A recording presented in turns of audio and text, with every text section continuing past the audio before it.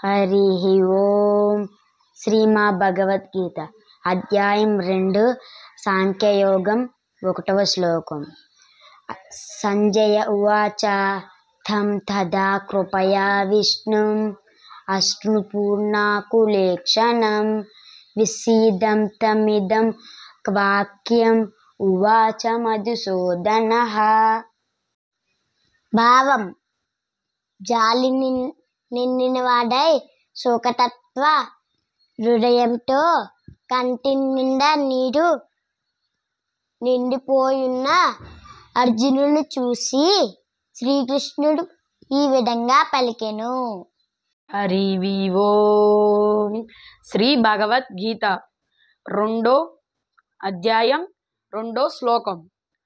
కుతస్య కస్మల విదం విషమే సముపస్థితం అనారజుష్టమనజుష్టం అకీర్తికర అర్జున.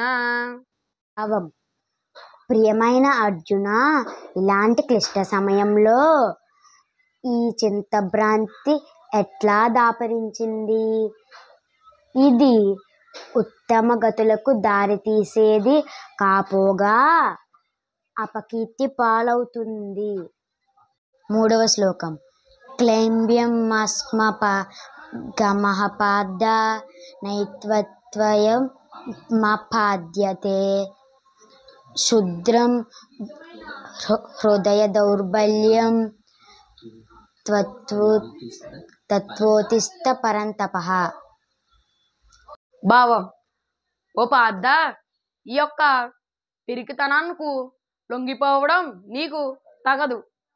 ఈ నీచమైన హృదయ దౌర్బల్యం విడిచిపెట్టి యుద్ధానికి లెమ్ము. ఓ శత్రువులను జయించేవాడా. 4వ శ్లోకం.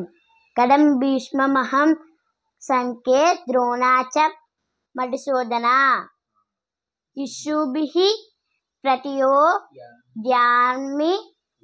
పూజార్యః హరిశోధన. భావం: ఓ మధుసూదన, గౌరవనీయులైన భీష్ముడు, ద్రోణాచార్యుడు వంటి వారిపై యుద్ధంలో బాణాలు ఎలా విడవగలను? ఓ శత్రువుల్ని నాశనం చేసేవాడా.